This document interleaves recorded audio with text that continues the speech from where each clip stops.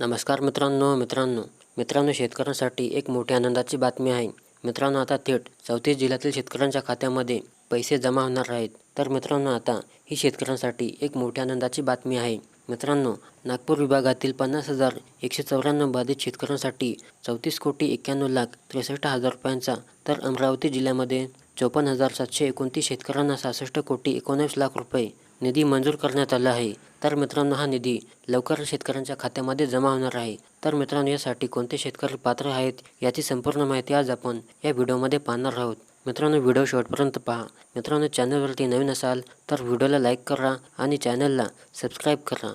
तर पहा मित्रांनो, राज्यामध्ये फेब्रुवारी ते मे 2025 या दरम्यान राज्यातील विविध जिल्ह्यात अवकाळी पाऊस आणि गारपिटीमुळे शेती पिकाचे मोठे नुकसान झाले आहे. या नुकसानग्रस्त शेतकऱ्यांसाठी 337,41,00,000 रुपये अनुदान वितरणास राज्य शासनाने मान्यता दिली आहे. त्यामुळे नुकसानग्रस्त शेतकऱ्यांना काहीसा दिलासा मिळणार आहे.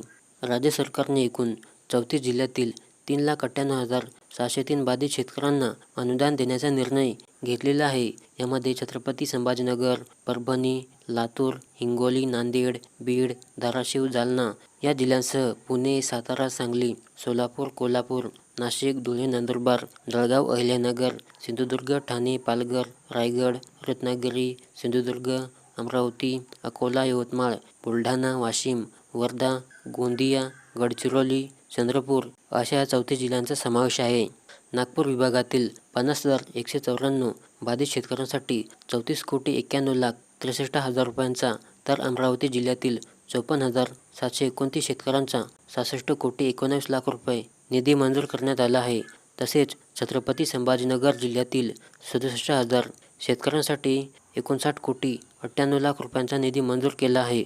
तर मित्रांनो, पुणे विभागातील 1,07,000 बाधित शेतकऱ्यांना 81,27,00,000 रुपयाचा निधी वितरित करण्यास मान्यता दिली असून कोकण विभागातील 13,000 शेतकऱ्यांना 9,38,00,000 रुपये निधी मंजूर करण्यात आला आहे. तर नाशिक विभागातील 1,05,000 शेतकऱ्यांना 85,67,00,000 रुपयांचा निधी या निधीला मान्यता देण्यात आली आहे. राज्यामध्ये विविध नैसर्गिक आपत्तीमुळे शेती पिकाच्या नुकसानीसाठी शेतकऱ्यांना विशिष्ट अनुदान देण्यात येते. परंतु अलीकडेच राज्य सरकारने या अनुदानात कपात करत जुन्या दराने निविष्ट अनुदान वितरणाचा निर्णय घेतलेला आहे. त्यामुळे आता शेतकऱ्यांना 27 मार्च 2023 या शासन निर्णयानुसार नुकसानग्रस्त शेतकऱ्यांना अनुदान वितरित करण्यात येणार आहे. त्यामुळे शेतकरी नाराज आहेत. मित्रांनो, आता शेतकऱ्यांच्या बँक खात्यावर थेट लाभ हस्तांतरण अर्थात DBTच्या माध्यमातून अनुदान वाटप करण्यात येणार आहे. या अनुदानासाठी शेतकऱ्यांनी KYC करून घेणे आवश्यक आहे. तर मित्रांनो, तुम्ही जर KYC केली नसेल तर तुम्ही लवकरात लवकर KYC करून घ्यायची आहे, अन्यथा तुम्हाला हा निधी मिळण्यास विलंब होईल. मित्रांनो, व्हिडिओ आवडल्यास नक्की लाईक करा आणि चॅनलला सबस्क्राईब करा.